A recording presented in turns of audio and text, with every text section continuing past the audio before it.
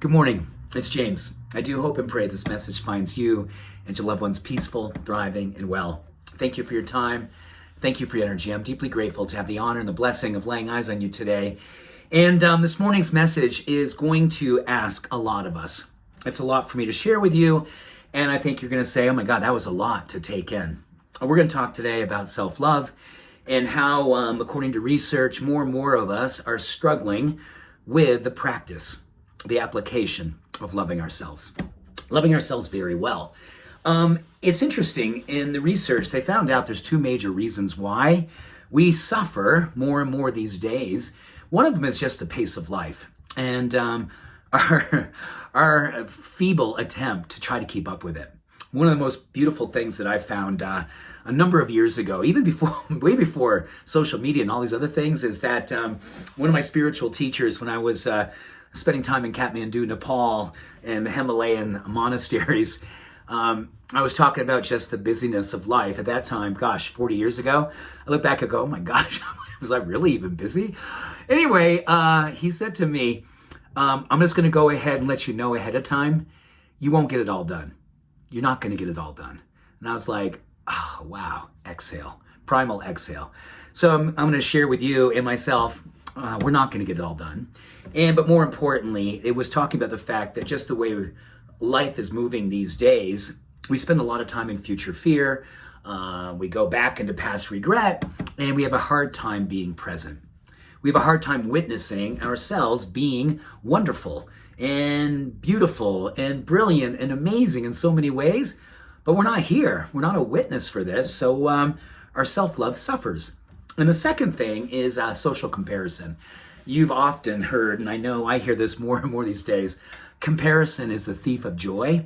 And there's no question it's stealing a lot of the joy right now, just because social media, we just have exposure to things we didn't normally have exposure to, and in that, it's hard not to go into comparison. So those are two opportunities for us. And I want to share with you a beautiful quote from researchers at Tufts University who spoke to a wonderful way in which we can look at self-love based on science. This is what they determine self-love is and looks like. It's a state of appreciation for oneself that grows from a dedicated action that supports our physical, psychological, and spiritual growth. It is having a high regard for the well-being that we choose to have and practice it by taking care of our needs and not sacrificing our peace or our happiness to please others. They went on to talk about the fact that if we, bring this into our life as a primary practice, we're going to see mental, emotional health improve, greater sleep, immune benefits, professional success is amazing, and we're also going to find ourselves having a resilient peace in our mind. It's not going to be so easily taken away when the world seems to be unkind to self-love, or even sometimes seems personal, right? It's just unkind to us. Even though, you can take those things personal, or you can just realize, I think everyone in this world right now is fighting a battle, a battle of what relevance, a battle of peace, a battle of meaning, a battle of fulfillment. And then there's other battles that we don't need to get into about what's happening in other places in this country, across the world.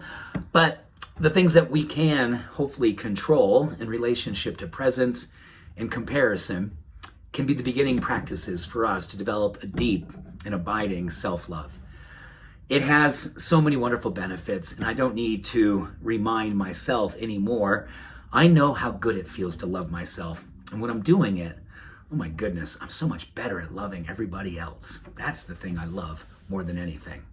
So I wish you a beautiful day. Much love, every blessing. I'll see you soon. Bye for now.